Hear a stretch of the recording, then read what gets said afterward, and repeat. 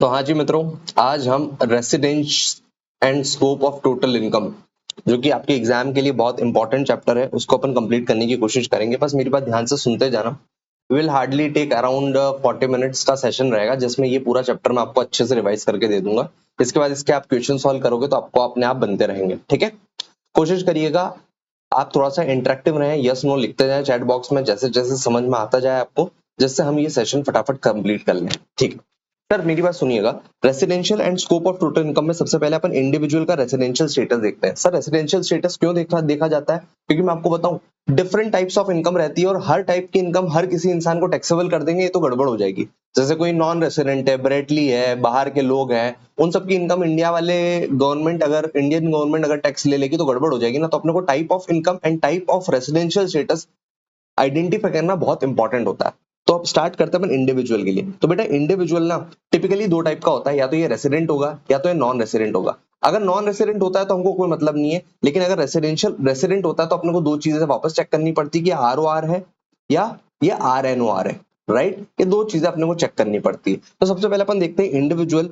अगर दो basic condition में से अगर एक भी बेसिक कंडीशन फुलफिल कर देता है, मैं आपको दो बेसिक कंडीशन बताऊंगा।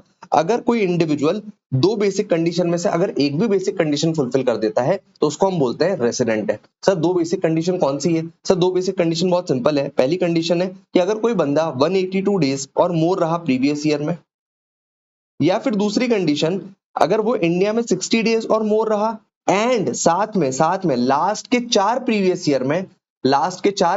ईयर में वो एटलीस्ट हमारे यहाँ 365 डेज और मोर रहा in the last 4 previous year.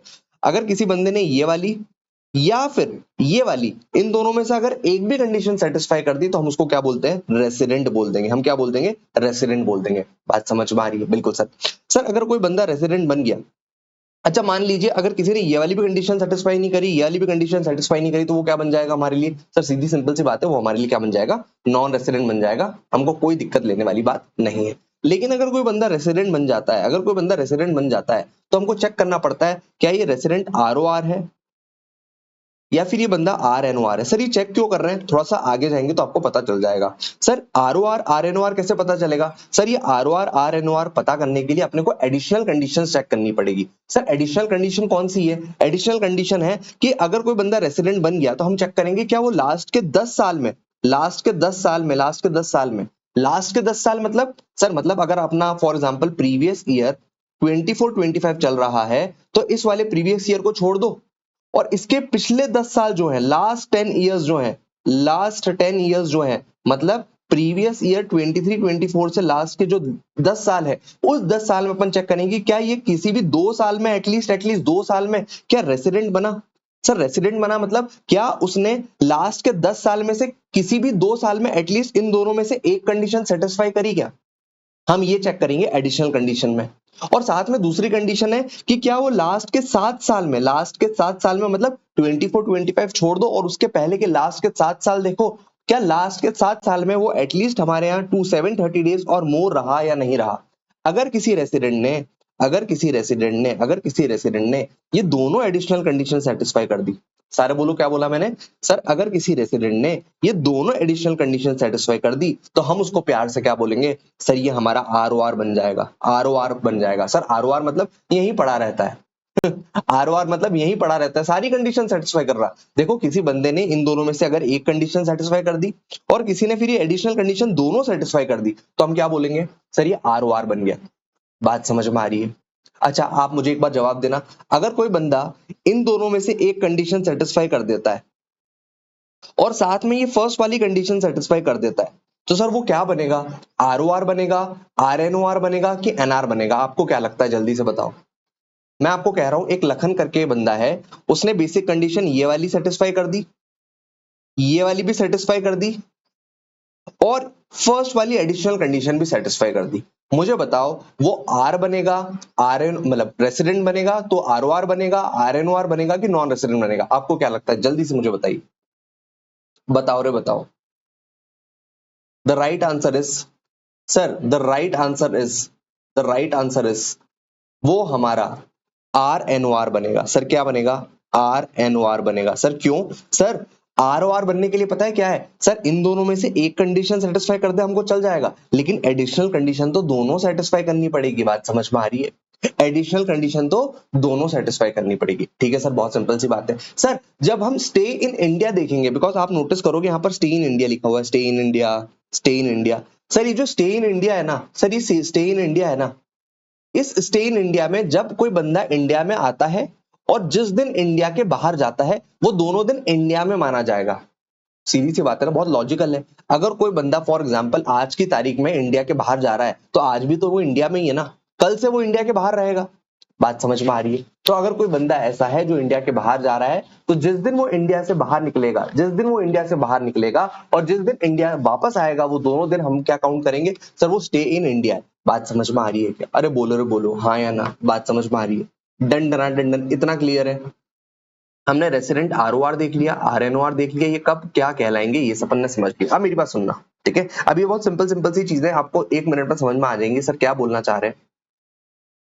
देखो अगर भाई साहब, अगर देखो भैया, जब हम स्टे इन इंडिया देखेंगे ना, तो अगर कोई बंदा टेरिटोरियल वाटर्स में है, सर टेरिटोरियल वाटर्स मतलब अभी ये इंडिया है, इसके आजू बाजू आपको पता होगा 12 नॉटिकल माइल्स तक हम क्या बोलते हैं, टेरिटोरियल वाटर है। तो अगर कोई बंदा यहाँ पर जो है कोई मछली पकड़ रहा है, कोई माइनिंग कर रहा है 12 नॉटिकल माइल्स से, तो अपन ऐसा बोलेंगे क्या वो इंडिया के बाहर गया था? Answer is no. अरे 12 नॉटिकल माइल्स तक तो इंडिया में ही है ना, तो उसको स्टे इन इंडिया ही काउंट करना है। बात समझ में आ रही है? बिल्कुल sir. Sir it's not necessary that the period of stay must be continuous और active, nor it is essential that stay should be at usual place of residence, business और एम्प्लॉयमेंट ऑफ द इंडिविजुअल। मतलब कि अगर कोई बंदा India में आया, तो जरूरी नहीं कि वो उसके घर जाके ही रुके, जरूरी नहीं कि वो उसके बिजनेस प्लेस पर ही जाके रुके।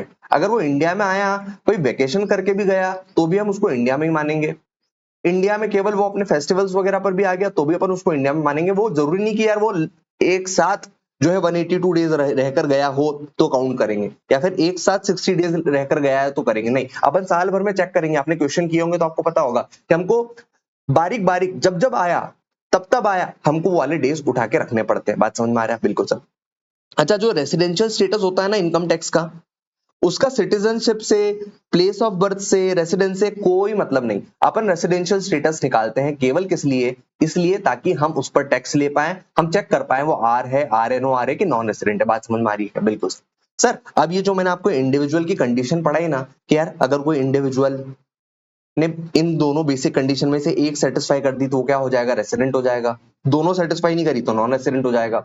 और अगर एक सेटिस्फाई कर दी और साथ में एडिशनल कंडीशन दोनों सेटिस्फाई कर दी, तो वो क्या हो जाएगा? ROR हो जाएगा। ये जो मैंने आपको बताया ना, ये जो मैंने आपको बताया ना, ये 3 ऐसे केसेस होंगे जिसमें अपने को थोड़ा सा अलग तरीके से देखना पड़ेगा। सर 3 ऐसे कौन से केसेस होंगे? Sir in the below cases only the first condition of the basic condition is needed to determine बंदा रेसिडेंट है या नॉन रेसिडेंट है। हम सेकंड वाली कंडीशन को इग्नोर कर देंगे। मतलब क्या सर, ये वाली जो मैंने सेकंड कंडीशन आपको पढ़ाई ना, इसको आप भूल जाना। क्या बोलूंगा? भूल जाना, भूल जाना। क्या बोलूंगा मैं? भूल जाना। सर किस केसेस में? ऐसे में 3 केसेस में आपको पढ़ाऊंगा जिसमें हम ये वाली कंडीशन को इग्नोर करेंगे, जैसे वो तुमको इग्नोर करती है कि भैया इसको मैं इग्नोर कर दूंगा, इसको मैं इग्नोर कर दूंगा और केवल कौन सी कंडीशन देखूंगा? बेसिक कंडीशन सेटिस्फाई हो रही है तो रेसिडेंट, नहीं हो रही है तो नॉन रेसिडेंट, और अगर ये वाली हो रही होगी तो फिर एडिशनल कंडीशन चेक करूंगा। मतलब ऐसे 3 केसेस में पढ़ाने वाला हूं जिसमें सेकंड कंडीशन आपको भूल जानी है। क्या करना है? भूला। बात समझ में आ रही है? सर ऐसे कौन से केसेस है, मेरी बात सुनना। अगर कोई इंडियन सिटीजन है leaving India for employment, business, profession outside India, अगर कोई बंदा बाहर जा रहा है ना बेटा, तो उसको जाने दो ना। अगर कोई बंदा बाहर जा रहा है ना, तो उसके लिए ना ये वाली कंडीशन मत देखना। Indian citizen living outside India, किसके लिए? बिजनेस के लिए, प्रोफेशन के लिए, बिजनेस के लिए, प्रोफेशन के लिए, एम्प्लॉयमेंट के लिए। बात समझ में आ रही है? अगर हमारा बंदा बाहर काम करने जा रहा है ना, तो उसको जाने दो ना यार। उसके लिए सेकंड वाली बेसिक कंडीशन नहीं देखनी है, केवल फर्स्ट वाली बेसिक कंडीशन से काम चलाना है। और दूसरा, Indian citizen being a crew member of Indian ship leave India during previous year, मतलब जो जहाज पर काम करते हैं, आपको पता होगा क्रू मेंबर जो जहाज पर काम करते हैं, जब वो बाहर जा रहे हैं ना बेटा, क्रू मेंबर है इंडियन शिप के, तो उसको हम बोलेंगे कि भैया सेकंड कंडीशन देखने की जरूरत नहीं। क्या बोलेंगे सर? सेकंड कंडीशन देखने की जरूरत नहीं। सर मैंने आपको कौन से केसेस बताए? 2 केसेस ऐसे बताए जहां पर आपको सेकंड बेसिक कंडीशन देखने की जरूरत नहीं। बात समझ में आ रही? बिल्कुल सर। अब मैं तीसरा वाला एक स्पेशल केस बता रहा हूं जिसमें थोड़ा सा ज्यादा ध्यान आपका लगेगा, बिकॉज इसमें बहुत सारे बच्चे मेरे कंफ्यूज होते हैं। सुनना ध्यान से। अगर कोई इंडियन सिटीजन है या फिर पर्सन ऑफ इंडियन ओरिजिन है। सर इंडियन सिटीजन और पर्सन ऑफ इंडियन ओरिजिन, अगर आप नोटिस करोगे तो ये वाले केस में केवल इंडियन सिटीजन लिखा हुआ है, इंडियन सिटीजन लिखा हुआ है। ये वाले केस में दो चीजें लिखी हुई है, Indian citizen and person of Indian origin. तो इंडियन सिटीजन तो समझ में आता है कि नागरिकता यहाँ पर अपने इंडिया में ले रखी है उसने। पर्सन ऑफ इंडियन ओरिजिन का क्या मतलब होता है बेटा? पर्सन ऑफ इंडियन ओरिजिन मतलब कि उसके दादा परदादा अनडिवाइडेड इंडिया में जिन्होंने जन्म लिया है। एग्जाम में नहीं आएगा, बस आप ध्यान रखना। पर्सन ऑफ इंडियन ओरिजिन मतलब जो अपने अनडिवाइडेड इंडिया, याद है आपको पाकिस्तान बांग्लादेश सब एक हुआ करते थे, अगर किसी के दादा परदादा ने अपने इंडिया में जन्म लिया तो अपन उस बंदे को क्या बोलेंगे? Person of Indian origin. तो अगर कोई ऐसा इंडियन सिटीजन है या पर्सन ऑफ इंडियन ओरिजिन है from outside India comes to visit India, जो बाहर से अपने इंडिया को विजिट करने आ रहा है, जो टूरिस्ट है, लेकिन कहां का टूरिस्ट है? लेकिन अपने यहाँ की नागरिकता ले रखी है, पर्सन ऑफ इंडियन ओरिजिन है, जो बाहर से आ रहा है, इंडिया घूमने करने आ रहा है। तो दो स्पेशल केस बनेंगे सर। दो स्पेशल केस कौन सा बनेगा सर? अगर उसकी total income up to 15 lakh है, अगर उसकी total income net taxable income up to 15 lakh है, लेकिन इसमें एक्सक्लूड कर देना वो वाली इनकम जो फॉरेन सोर्स से आई है, मतलब केवल अपने को इंडियन सोर्स वाली इनकम लेनी है।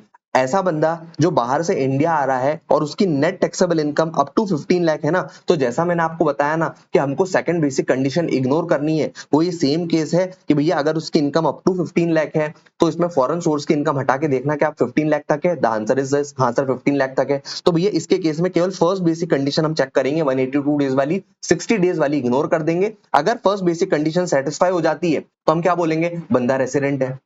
क्या बोलेंगे सर हम? बंदा रेसिडेंट है। अगर उसने रेसिडेंट बन गया, 182 डेज वाली कंडीशन सेटिस्फाई कर दी, तो सर फिर हम चेक करेंगे एडिशनल कंडीशन किसके लिए कि अब बंदा आरओआर है कि आरएनओआर है। और आरओआर आरएनओआर चेक करने के लिए तो दोनों एडिशनल कंडीशन अपने को चेक करनी पड़ेगी। बात समझ में आ रही है क्या?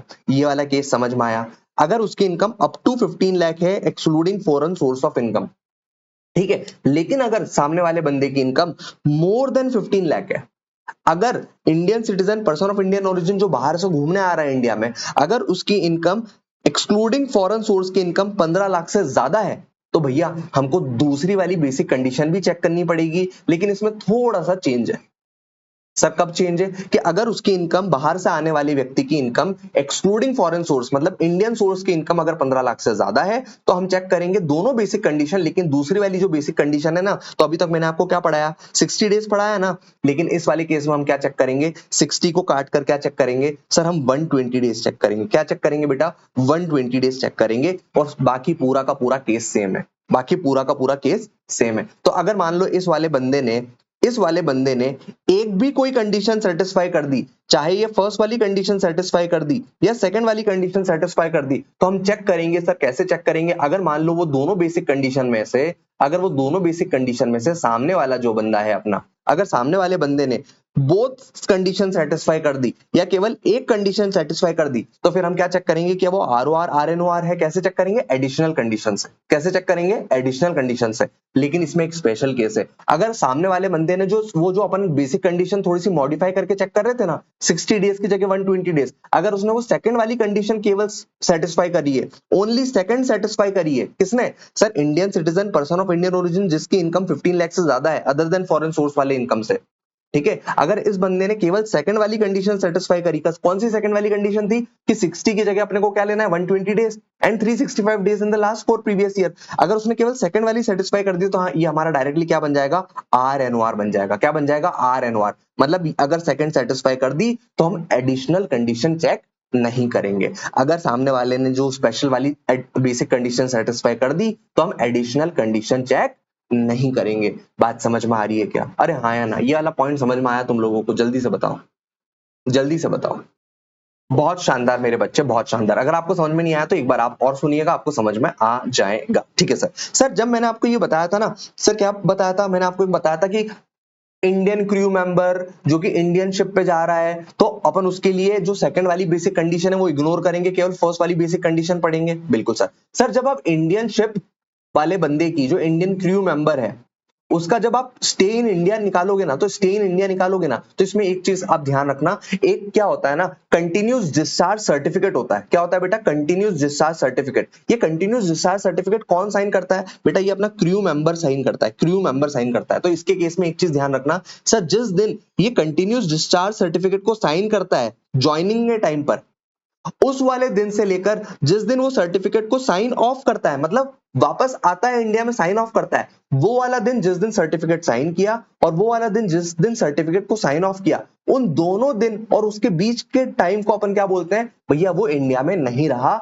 It is stay outside India. क्या बोलेंगे सर उसको? Stay outside India. सर कौन सा वाले केस में? सर जब कंटिन्यूस डिस्चार्ज सर्टिफिकेट की बारी आए ना, तो जिस दिन क्रू मेंबर अपना साइन करेगा वो सर्टिफिकेट और जिस दिन वो साइन ऑफ करेगा, उन दोनों दिन और उन दोनों के बीच के जितने भी दिन आ रहे हैं वो हम क्या मानेंगे? स्टे आउटसाइड इंडिया है। बात समझ में आ रही है? तो बेसिकली 365 डेज में से हम जिस दिन सर्टिफिकेट साइन किया वो वाले दिन से लेकर जिस दिन साइन ऑफ किया वो वाला दिन माइनस कर देंगे, तो हमारे पास क्या आ जाएगा? स्टे इन इंडिया आ जाएगा। और ये एक बार स्टे इन इंडिया आ जाएगा तो केवल आप बेसिक कंडीशन जो पहली वाली है वो चेक कर लेना, 182 डेज है या नहीं है। अगर 182 डेज वाली कंडीशन फुलफिल कर दे तो क्या बन जाएगा सर? वो रेसिडेंट बन जाएगा। और रेसिडेंट के बाद फिर आप वापस चेक करना एडिशनल कंडीशन लगा के कि वो ROR है या RNOR है। बात समझ में आ रही है? लेकिन अगर मान लो ये 365 डेज में से एक्सक्लूड वाला पीरियड हटाने के बाद 182 डेज से कम आ जाता है, 181 डेज आ जाता है, तो डायरेक्टली हमारा क्रू मेंबर क्या बन जाएगा?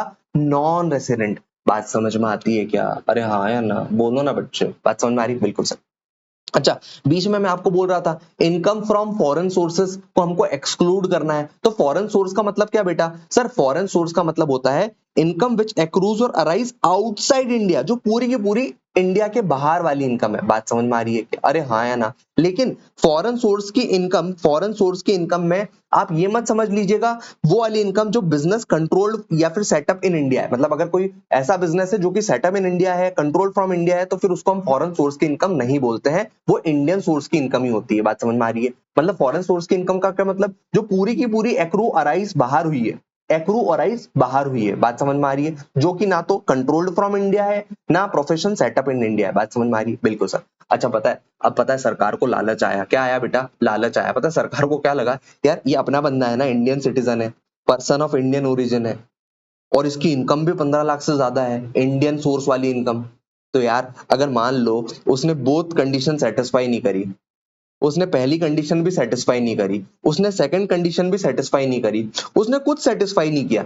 सर कौन सा वाला कुछ सेटिस्फाई नहीं किया? ना उसने 182 डेज वाली कंडीशन सेटिस्फाई करी, ना वो 120 डेज और 365 days in the last 4 previous year satisfy करी। तो सरकार ने पता है क्या बोला? सुनना सुनना Indian citizen, person of Indian origin, अगर तू कुछ सेटिस्फाई नहीं कर रहा और दुनिया का कोई देश तुझसे टैक्स नहीं ले रहा, क्या बोला?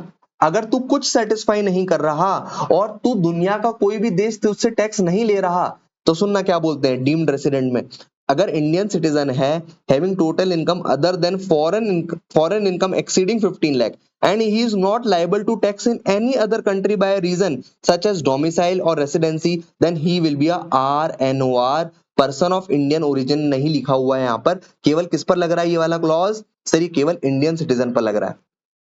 तो ऐसा कोई बंदा है ना जिसने ये भी सेटिस्फाई नहीं किया, ये भी सेटिस्फाई नहीं किया, और हम चेक करेंगे क्या दुनिया का कोई देश तुझसे टैक्स ले रहा है क्या? नहीं ले रहा है ना, तो प्लीज हमारा तू RNOR बन जाएगा क्या? तो ये बोलता है हाँ RNOR बन जाऊंगा। जनरली तो अगर कोई सेटिस्फाई नहीं करोगे तो नॉन रेसिडेंट बन जाएगा, लेकिन इसका एक एक्सेप्शन है जो कि मैंने नोट 4 में लिखा हुआ है। और नोट 4 क्या बोलता है? ये डीम्ड रेसिडेंट वाला पॉइंट। बात समझ में आ रही है? अरे हाँ या ना? लेकिन याद रखना बेटा, डीम्ड रेसिडेंट केवल इंडियन सिटीजन पर लगता है और किसी पर नहीं लगता है। बात समझ में आ रही है क्या? अरे हाँ या ना?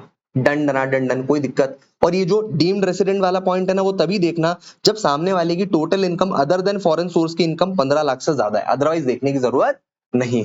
ओके ठीक है सर, बहुत सिंपल है। ये बहुत इंपॉर्टेंट पॉइंट था और मैंने आपको अच्छे से करवा दिया। इसको एक दो बार आप रिवाइज करोगे तो आपको समझ में आ जाएगा। अब आगे जो अपना पूरा का पूरा पोर्शन बचा है ना, वो बहुत सिंपल है। एक दो पॉइंट ट्रिकी आएंगे वो मैं आपको बता दूं, ठीक है?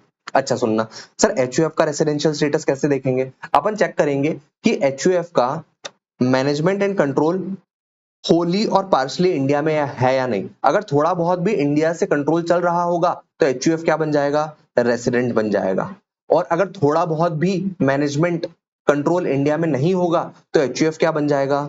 Non resident. अगर HUF रेसिडेंट बन गया तो सर HUF के केस में क्या हमको ROR RNOR चेक करना पड़ेगा? The answer is yes. Individual और HUF के ये दो ऐसे केस हैं जहां पर आपको ROR RNOR चेक करने की जरूरत पड़ेगी। सर ये HUF ROR RNOR कब पता चलेगा? सर हम HUF को बोलेंगे सुन तेरे कर्ता ने एडिशनल कंडीशन दोनों सेटिस्फाई करी क्या?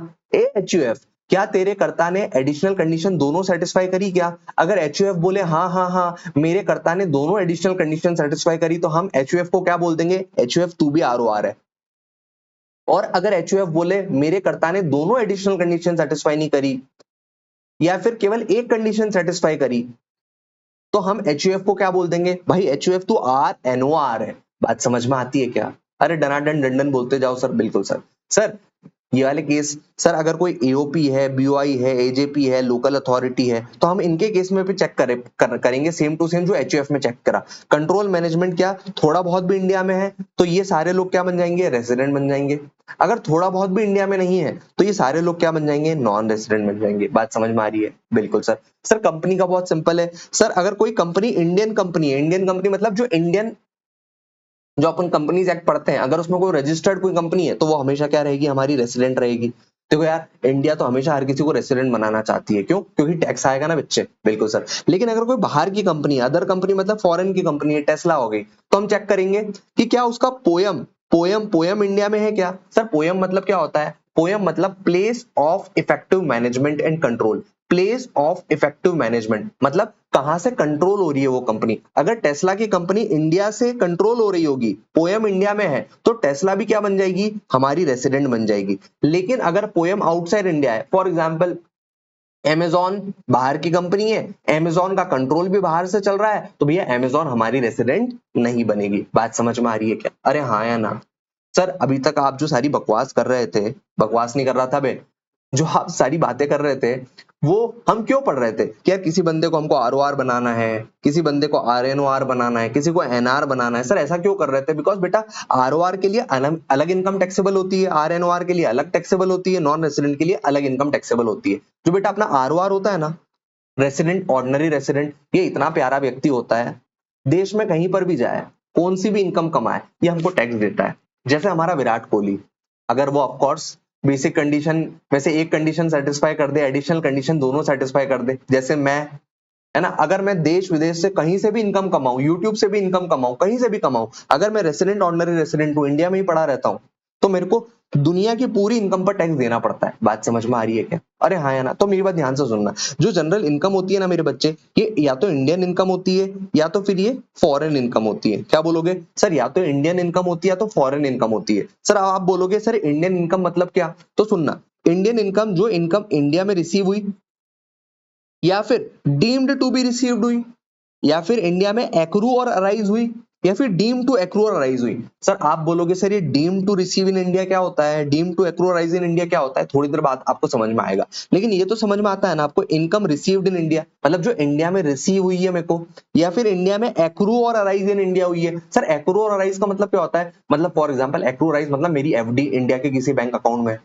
मेरा घर जो है इंडिया में बना हुआ है, मैंने किसी इंडियन कंपनी के शेयर्स में इन्वेस्ट किया हुआ है, तो ऐसे केस में मेरी जो भी इनकम आएगी उसको हम क्या बोलूंगा? एक्रू और अराइज इंडिया में हुई है, मतलब सोर्स इंडिया में है। तो अगर ऐसी कोई इनकम है जो कि इंडिया में सोर्स है जिसका, उसको हम क्या बोलेंगे? Indian income. और पूरी की पूरी इंडियन इनकम पर भैया हर कोई व्यक्ति, चाहे आरओआर हो, आरएनओआर हो, या फिर नॉन रेसिडेंट हो, इन तीनों को टैक्स पे करना पड़ता है इंडियन इनकम पर, क्योंकि इनकम इंडिया की है ना भाई लोग, सोर्स इंडिया में है ना। तो चाहे ब्रेटली भी क्यों ना हो, अगर ब्रेटली का घर बेंगलोर में है और बेंगलोर से वो किराया कमा रहा है ब्रेटली, है ना, कोई भी बंदा हो नॉन रेसिडेंट का, है ना, टॉमी फॉमी जो भी हो, सर सब लोगों को इंडियन इनकम पर इंडिया में टैक्स पे करना पड़ता है, चाहे वो आरओआर हो, आरएनओआर हो, नॉन रेसिडेंट हो। बात समझ में आ रही है? बिल्कुल सर।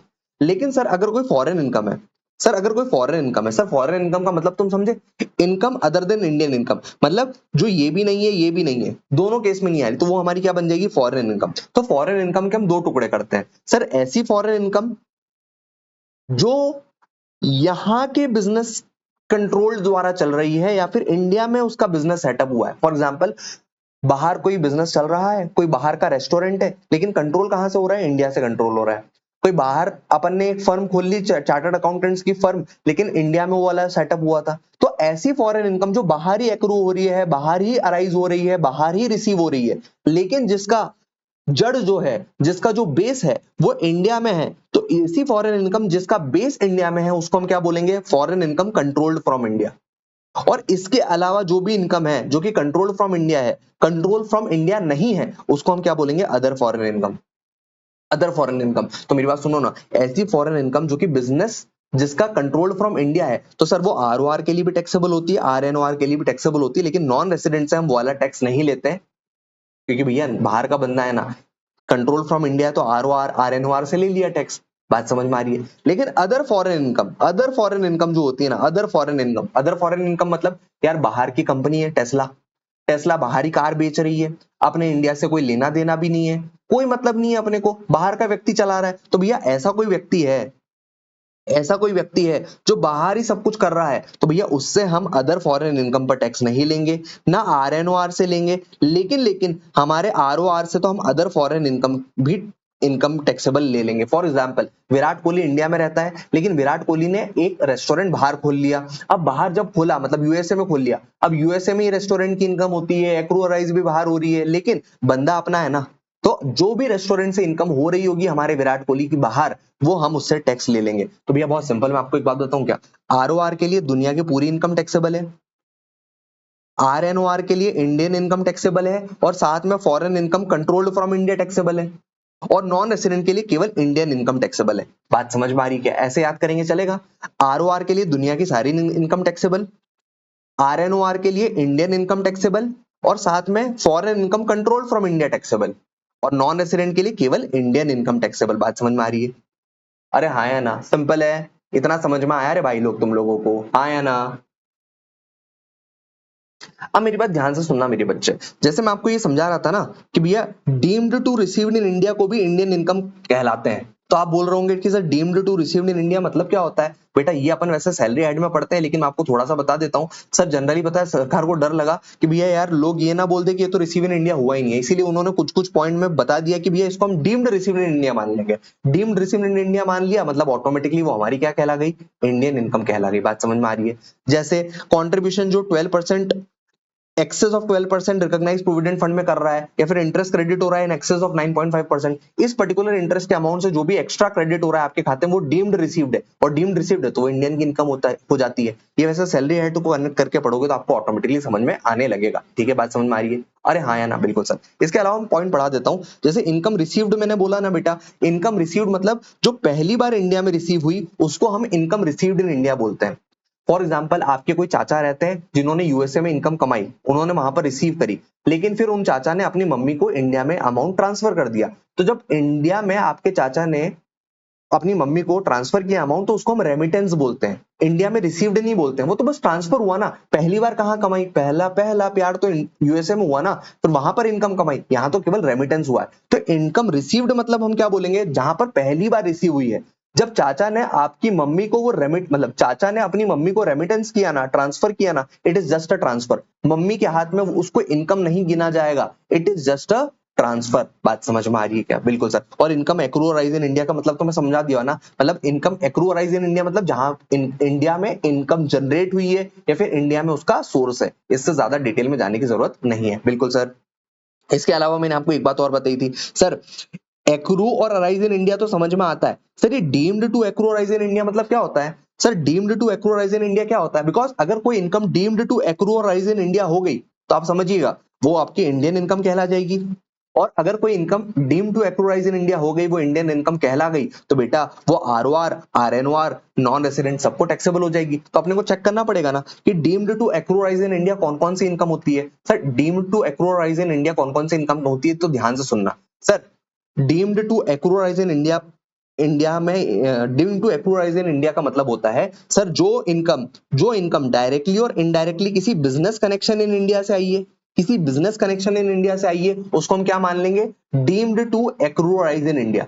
ध्यान देना बेटा सर, जो बिजनेस कंट्रोल्ड फ्रॉम इंडिया था वो अलग वर्ड था, बिजनेस कनेक्शन इन इंडिया अलग वर्ड है। बात समझ में आ रही है?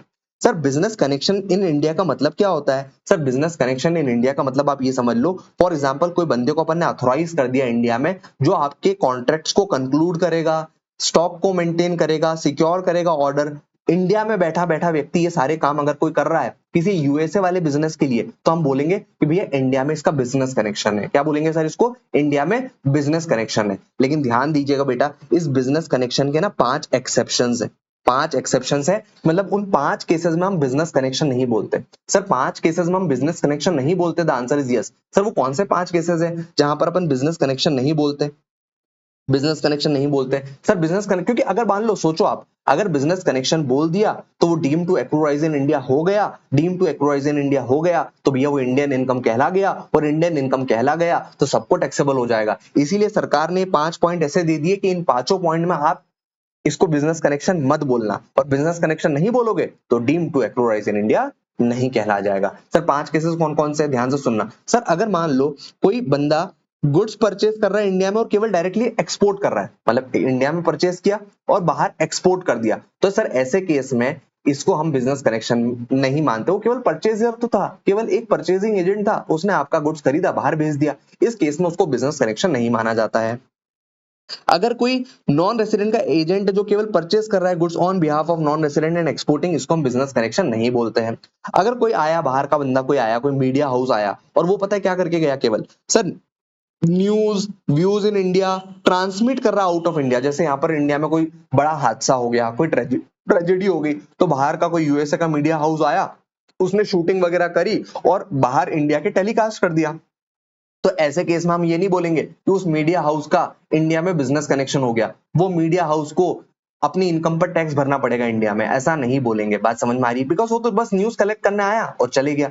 अगर कोई सिनेमाटोग्राफी फिल्म्स यहाँ पर कोई शूट करना आया, कोई इंडिविजुअल बाहर का बंदा यहाँ पर कोई फिल्म शूट करना आया इंडिया में, तो भैया उस बंदे को, उस इंडिविजुअल ने जो भी शूटिंग करी ना अपने इंडिया में, उसको हम ऐसा नहीं बोलेंगे कि वो अगर वो मूवी को रिलीज करेगा तो मूवी के जो रिलीज वाले पैसे हैं उसको हम deem to accrue arise in India बोल देंगे। क्यों? क्योंकि सर वो शूटिंग करके गया ना इंडिया में, तो इसलिए बिजनेस कनेक्शन हो गया। The answer is no. Sir अगर कोई इंडिविजुअल केवल फिल्म शूट करके चले गया तो हम उसको बोलेंगे बाय बाय, उसको हम बिजनेस कनेक्शन नहीं बोलेंगे। लेकिन याद रखना बेटा, अगर किसी इंडिविजुअल ने शूटिंग करी है ना, तो भैया वो हमारे इंडिया का सिटीजन नहीं होना चाहिए। अगर किसी फर्म ने, पार्टनरशिप फर्म ने इंडिया में शूटिंग करी है, कंपनी ने शूट करी है, कंपनी ने शूटिंग करके गई, कोई बहुत बड़ी कंपनी है बाहर की, उसने इंडिया में शूटिंग करके चले गए, मूवी शूट करके चले गए, तो याद रखना वो पार्टनरशिप फर्म, वो कंपनी का कोई भी शेयर होल्डर, कोई भी पार्टनर इंडिया का ना तो सिटीजन होना चाहिए ना ही रेसिडेंट होना चाहिए। अदरवाइज अगर वो इंडिया का सिटीजन हुआ, रेसिडेंट हुआ, तो हम फिर मान लेंगे कि वो बिजनेस कनेक्शन है। बात समझ में आ रही है? बिल्कुल सर। सर अगर कोई बाहर की कंपनी है, वो केवल क्या करने आई, केवल डिस्प्ले करने आई uncut and unassorted diamonds in any special zone notified by central government by foreign company engage in business of mining of diamonds. कोई फॉरेन कंपनी जो कि माइनिंग ऑफ डायमंड्स करती है और इंडिया में केवल क्या करने आई, केवल ना वो यहाँ पर अलग अलग जगह एग्जीबिशन होल्ड करने आए, यहाँ पर केवल डिस्प्ले करने आए, तो फॉरेन कंपनी जब ये वाला काम कर रही है इंडिया में, तो हम ऐसा नहीं बोलेंगे फॉरेन कंपनी का बिजनेस कनेक्शन है इंडिया में। अरे उन्होंने किया क्या, केवल डिस्प्ले किया ना अपने अनकट अनअसॉर्टेड डायमंड्स, तो ऐसे केस में फॉरेन कंपनी का इंडिया में बिजनेस कनेक्शन नहीं माना जाएगा। अगर कोई इनकम ऐसी है जिसके पूरे के पूरे ऑपरेशन इंडिया के बाहर किए गए हैं, सारे ऑपरेशन बाहर किए गए, तो काय का बिजनेस कनेक्शन, तो इन 5 केसेस में बिजनेस कनेक्शन नहीं माना जाएगा। और अगर बिजनेस कनेक्शन नहीं माना जाएगा तो ऑटोमेटिकली उस पर्टिकुलर 5 केसेस में deem to accrue arise in India नहीं माना जाएगा, और deem to accrue arise in India नहीं माना जाएगा तो इंडियन इनकम नहीं कहलाएगी। इंडियन इनकम नहीं कहलाएगी तो भैया सीधी सी बात है, वो सारे लोगों को टैक्सेबल नहीं होगी। केवल किसको टैक्सेबल होगी भैया? केवल रेसिडेंट को टैक्सेबल होगी। बात समझ में आ रही है? क्योंकि फॉरेन इनकम तो केवल एक ही बंदे को टैक्सेबल होती है सर, किसको? अपने रेसिडेंट को, वो भी ROR। बात समझ में आ रही है? बिल्कुल सर। लेकिन ध्यान रखिएगा, हम deem to accrue arise in India बोलेंगे अगर मान लो कोई प्रॉपर्टी असेट है जो इंडिया में सिचुएटेड है, और ऑलरेडी एग्जांपल दे चुका हूं मैं। फॉर एग्जांपल मशीन इंडिया में है, इंडिया में आपने डिपॉजिट कर रखा है, एफडी वगैरह कर रखी है, हाउस प्रॉपर्टी आपकी इंडिया में है, बेंगलोर वगैरह मुंबई में आपकी हाउस प्रॉपर्टी है, और जिससे आप क्या कमा रहे हो? रेंट कमा रहे हो, इंटरेस्ट कमा रहे हो, फिर भले आप बाहर रह रहे हो, फॉर एग्जाम्पल आप चार्टर्ड अकाउंटेंट बन गए, प्रोफेशनल बन गए, और आपने सोचा कि यार बहुत कमा लिया, अब मैं बाहर जाके सेटल हो जाता हूँ। लेकिन जब आपने कमाया था तो इंडिया में कोई प्रॉपर्टी खरीद ली, इंडिया के किसी बैंक अकाउंट में एफडी कर ली, या फिर आपने कोई मशीन वगैरह खरीद ली, तो वो सारे काम इंडिया में करके गए। अब आप ये नहीं बोल सकते कि मैं तो बाहर ही रहता हूँ, सब कुछ बाहर है, लेकिन आपका सोर्स इंडिया में है ना, तो अगर सोर्स इंडिया में है तो वाली पर्टिकुलर इनकम को क्या बोला जाएगा? Deemed to accrue arise in India. भले आपके बाहर फॉरेन वाले बैंक खाते में आप इनकम रिसीव कर रहे होंगे, अगर वो deem to accrue arise in India है तो वो ऑटोमेटिकली आपकी क्या बन जाएगी? इंडियन इनकम बन जाएगी। बात समझ में आ रही है? बिल्कुल सर। अगर कोई कैपिटल एसेट ट्रांसफर इंडिया में हुई है, तो भैया वो deem to accrue arise in India है। फिर चाहे वो कैपिटल एसेट मूवेबल हो, इमूवेबल हो, टेंजिबल हो, इनटेंजिबल हो, उसका रजिस्ट्रेशन का प्लेस, पेमेंट का प्लेस कहीं पर भी हो, कोई मायने नहीं रखता। अगर कैपिटल एसेट इंडिया में ट्रांसफर हुई है तो वो deemed to accrue arise in India होगा, उसका जो कैपिटल गेन होगा उसको हम deemed to accrue arise in India मानेंगे। बात समझ में आ रही? बिल्कुल सर। सर अगर आपने सैलरी अर्न करी, सर्विस इंडिया में रेंडर करी थी और इसके बाद आपको ग्रेचुटी मिल रही है, पेंशन मिल रही है, लीव ट्रेवल अलाउंस मिल रहा है, फिर लीव बैलेंस मिल रहा है, आपने जॉब छोड़ दी, अब बाहर सेटल हो गए और आपको ये वाला अमाउंट मिल रहा है, सर ग्रेचुटी पेंशन मिल रही है अपने एम्प्लॉयर से, तो आप ऐसा नहीं बोल सकते मैं तो बाहर सेटल हो गया। जो इनकम आपने इंडिया में सर्विस के टाइम पर रेंडर करी थी उसके भले बाद में इनकम मिल रही, वो आपकी क्या होगी? Deem to accrue arise in India. बात समझ में आ रही? बिल्कुल सर। सर अगर मान लो गवर्नमेंट, अपनी गवर्नमेंट, इंडियन गवर्नमेंट बाहर के इंडियन एम्बेसीज जो बाहर बाहर काम करते हैं, पाकिस्तान, यूएसए, कनाडा, वहां के लोग जो इंडियन एम्बेसी वाले लोग हैं, जो अपने लोग हैं, उनको अगर अपनी गवर्नमेंट पैसा देती है तो उन लोगों के हाथ में वो जो इनकम है वो deem to accrue arise in India है, क्योंकि हमारी इंडियन गवर्नमेंट ने पेमेंट किया है। बात समझ में आ रही है? लेकिन याद रखना बेटा, ये जो इंडियन एम्बेसी वाले लोग होते हैं, इंडियन सिटीजन होते हैं, रेसिडेंट नॉन रेसिडेंट, जो कि बाहर अपनी सर्विस रेंडर कर रहे हैं लेकिन इंडिया के लोग हैं, ठीक है, इनके हाथ में जो सैलरी होती है वो तो टैक्सेबल होती है, लेकिन परक्विजिट और अलावेंस एग्जम्प्ट होते हैं। किनको सर? सर वो इंडियन एम्बेसी वाले लोग, वो इंडियन सिटीजन वाले लोग जो बाहर अपनी सर्विसेज रेंडर कर रहे हैं लेकिन सैलरी किससे ले रहे हैं? गवर्नमेंट से ले रहे हैं। बात समझ में आ रही? बिल्कुल सर। सर अगर किसी इंडियन कंपनी ने आउटसाइड इंडिया डिविडेंड पे किया तो सीधी सी बात है, कंपनी कहाँ की है? इंडियन कंपनी, तो deem to accrue arise in India हो जाएगी इनकम। बिल्कुल sir. Income by way of interest, royalty और fees for technical services paid by government. अगर अपनी गवर्नमेंट ये सारे चीजें पे कर रही है तो हमेशा deem to accrue arise in India होगी इनकम। बात समझ में आ रही है क्या? अरे हाँ या ना? इतना बात समझ में आता है? आप मेरी बात ध्यान से सुनना, इसमें बहुत सारे लोग कंफ्यूज होते हैं, है ना, बहुत कंफ्यूज होते हैं, इसलिए बस एक बार में मेरी बात सुनना। बिल्कुल सर। सर एक नॉन रेसिडेंट है मिस्टर बिन और इंडियन गवर्नमेंट है, ठीक है। अब क्या हुआ ना, इस नॉन रेसिडेंट ने इंडियन गवर्नमेंट को कोई लोन दिया या फिर कोई सर्विसेज दी, है ना। हो सकता है इंडियन गवर्नमेंट को कुछ काम पड़ा हो बाहर से लोन लेने का, तो किसी नॉन रेसिडेंट से पैसा ले लिया, ट्रम्प से पैसा ले लिया, या फिर कोई सर्विसेज ले ली किसी प्रोफेशनल की बाहर से, आरबीआई को जरूरत पड़ी तो कुछ सर्विसेज ले ली बाहर से। तो मुझे बताओ, इंडियन गवर्नमेंट पेमेंट करेगी इस मिस्टर बीन को? हाँ सर करेगी इंडियन गवर्नमेंट पेमेंट। क्या पेमेंट करेगी सर? अगर लोन लिया होगा तो इंडियन गवर्नमेंट इंटरेस्ट का पेमेंट करेगी, अगर कोई सर्विस ली होगी तो हो सकता है इंडियन गवर्नमेंट रॉयल्टी या फिर fees for technical services, fees पे करेगी। बात समझ में आ रही है?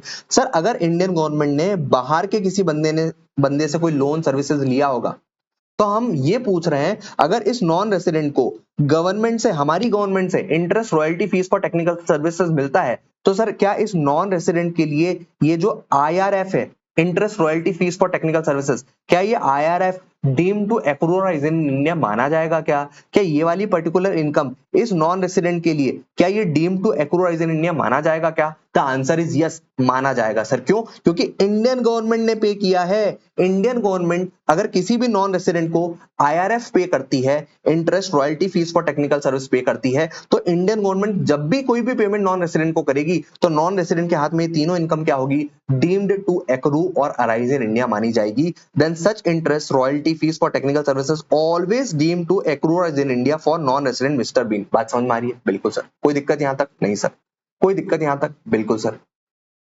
ठीक है सर। अगर कोई मिस्टर बीन है, नॉन रेसिडेंट है सर, अगर कोई नॉन रेसिडेंट हमारे रेसिडेंट को सर कोई लोन देता है, कोई सर्विस दे रहा है, किसको? हमारे रेसिडेंट को। फॉर एग्जांपल मिस्टर बीन है, ट्रम्प है, हमारे राम को उसने क्या दिया? लोन दिया, कोई भी सर्विस दिया, तो राम बदले में क्या देगा सर? आईआरएफ देगा, लोन के बदले इंटरेस्ट देगा, या फिर कोई सर्विस दी तो रॉयल्टी या फिर फीस फॉर टेक्निकल सर्विस देगा। तो मुद्दा ये उठता है, क्या इस नॉन रेसिडेंट के लिए ये interest, royalty, fees for technical services क्या deem to accrue arise in India मानी जाएगी क्या? द आंसर इज यस, मानी जाएगी। क्यों? क्योंकि सर रेसिडेंट से मिला। सर क्यों? रेसिडेंट से मिला। लेकिन इसके दो एक्सेप्शन है, सुनना ध्यान से, इसके दो एक्सेप्शन है। वैसे तो रेसिडेंट से मिला तो नॉन रेसिडेंट को ये interest, royalty, fees for technical services deem to accrue arise in India है। लेकिन सुनना, लेकिन अगर इस रेसिडेंट ने वो लोन या फिर वो सर्विस इंडिया के बाहर कोई बिजनेस कमाने के लिए यूज किया होगा, या फिर इंडिया के बाहर कोई सोर्स ऑफ इनकम कमाने के लिए यूज किया होगा, तो then in that case non resident के लिए वो डीम टू एक्रू और अरेज इन इंडिया नहीं मानी जाएगी। वापस रिपीट कर रहा हूं, ध्यान से सुनना, अदरवाइज नहीं समझ पड़ेगी। मेरी बात सुनना। क्या हुआ? एक नॉन रेसिडेंट ने एक रेसिडेंट को क्या दिया? लोन दिया, कोई सर्विस दी, तो रेसिडेंट बदले में क्या देगा? इंटरेस्ट, रॉयल्टी या फिर फीस फॉर टेक्निकल सर्विस देगा। तो सर ऐसे केस में जनरली क्या माना जाता है, हमेशा रेसिडेंट से मिल रहा है तो नॉन रेसिडेंट के हाथ में क्या होगा? Deem to accrue arise in India होगा, क्योंकि रेसिडेंट से मिल रहा है। लेकिन इसके दो एक्सेप्शन है।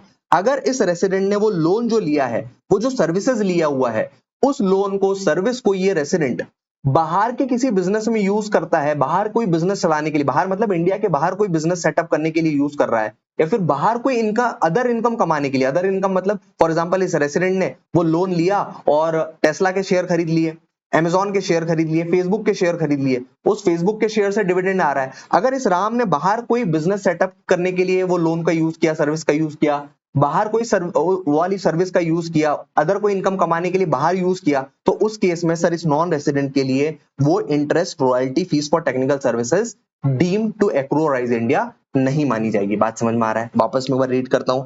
देन अगर कोई रेसिडेंट पे कर रहा है, then such interest, royalty, fees for technical services shall be deemed to accrue arise in India for non resident Bean, exception क्या दिया हुआ है? When such loan services used by resident for business profession carried out outside India or for earning any source of income outside India, then इस वाले cases में, ये exception वाले case में नॉन रेसिडेंट के लिए वो deem to accrue arise in India नहीं मानी जाएगी। बात समझ में आ रही है? अरे हाँ या ना? जैसे एग्जांपल भी दिया था, अगर राम कोई भी सर्विस लोन को इंडिया में यूज कर रहा है एनी पर्पस के लिए, इंडिया में किसी भी यूज के लिए कर रहा है, तो फिर हमेशा deem to accrue arise in India है। लेकिन अगर बाहर आउटसाइड इंडिया कोई बिजनेस चलाने के लिए यूज करेगा लोन सर्विस को, या फिर कोई अदर सोर्स कमाने के लिए करेगा, this any in this case deem to accrue arise in India नहीं मानी जाएगी। बात समझ में आ रही है? बिल्कुल सर। सर अब सुनना ध्यान से। हाँ, अब हुआ ऐसा, यहाँ पे केवल सर्विस ले रहा हूँ, है ना, लोन नहीं ले रहा हूँ, सर्विसेज। अगर कोई नॉन रेसिडेंट किसी नॉन रेसिडेंट को क्या दे रहा है? कोई सर्विस दे रहा है। यार हमको क्या लेना देना यार, नॉन रेसिडेंट और नॉन रेसिडेंट की बातें हैं, लेकिन सुनना ध्यान से। हुआ क्या, अगर किसी नॉन रेसिडेंट ने किसी दूसरे नॉन रेसिडेंट को क्या दिया? कोई सर्विसेज दी। सर्विसेज दी मतलब कोई गाइडेंस दिया, कोई मेंटरिंग मेंटरिंग दी, कोई पर्टिकुलर जो है प्रोफेशनल सर्विसेज दिया। किसने? एक नॉन रेसिडेंट ने दूसरे नॉन रेसिडेंट को। तो ये नॉन रेसिडेंट क्या पे करेगा? दूसरे नॉन रेसिडेंट को सर रॉयल्टी पे करेगा, फीस फॉर टेक्निकल सर्विस पे करेगा। क्यों? क्योंकि सर्विस मिली हुई है। ठीक है, तो सर ऐसे केस में सीधी सी समझ में आ रही है, दो नॉन रेसिडेंट की बातें हैं। अगर इस नॉन रेसिडेंट को कुछ भी royalty, fees for technical services मिलेगी, तो deem to accrue arise in India तो मानना ही नहीं चाहिए, डीएए मानना ही नहीं चाहिए। क्यों? क्योंकि दो नॉन रेसिडेंट की बातें चल रही है। लेकिन सुनना, अगर इस पुतिन ने, जिस पुतिन को सर्विसेज मिली, इस पुतिन ने ये वाली सर्विसेज इंडिया के किसी बिजनेस में यूज किया, या फिर इंडिया का कोई इनकम कमाने के लिए यूज किया, then in that case mister Bean के लिए डीम टू एक्रू और अराइज इन इंडिया इनकम मानी जाएगी। ये royalty, fees for technical services पर इस नॉन रेसिडेंट को टैक्स भरना पड़ेगा, बिकॉज ये royalty, fees for technical service क्या बन जाएगी? इंडियन इनकम बन जाएगी ना। क्यों? क्योंकि sir deem to accrue arise in India बन गई, मतलब इंडियन इनकम बन गई, और इंडियन इनकम पर तो नॉन रेसिडेंट को भी टैक्स पे करना पड़ता है। बात समझ में आ रही है? अरे हाँ या ना? सर किस केस में बनेगी? अगर किसी नॉन रेसिडेंट ने ये वाली सर्विसेज को क्या किया सर, ये वाली सर्विसेज को सर इंडिया के किसी बिजनेस प्रोफेशन में लगाया, या फिर कोई इनकम इंडिया में कमाई, देन इस केस में इस मिस्टर बीन पर ये वाली royalty, fees for technical services क्या बन जाएगी? Deem to accrue arise in India. ध्यान से सुनना, then such royalty, fees for technical service shall be deem to accrue arise in India only for mister Bean, only if, कब बनेगी? जब वो सर्विसेज इंडिया में यूज हुई, जब वो इनकम इंडिया में कमाने के लिए कुछ यूज किया गया। बात समझ में आ रही है? लेकिन यहाँ पर केवल सर्विस लिखा हुआ बेटा, केवल यहाँ पर सर्विस लिखा हुआ है। तो एग्जांपल अपन लेते हैं, अगर पुतिन ने वो सर्विसेज किसी बिजनेस, इंडिया के बिजनेस कमाने के लिए यूज किया वो वाले सर्विसेज को, तो भैया deem to accrue arise in India बन जाएगी। किसके लिए? बिन के लिए।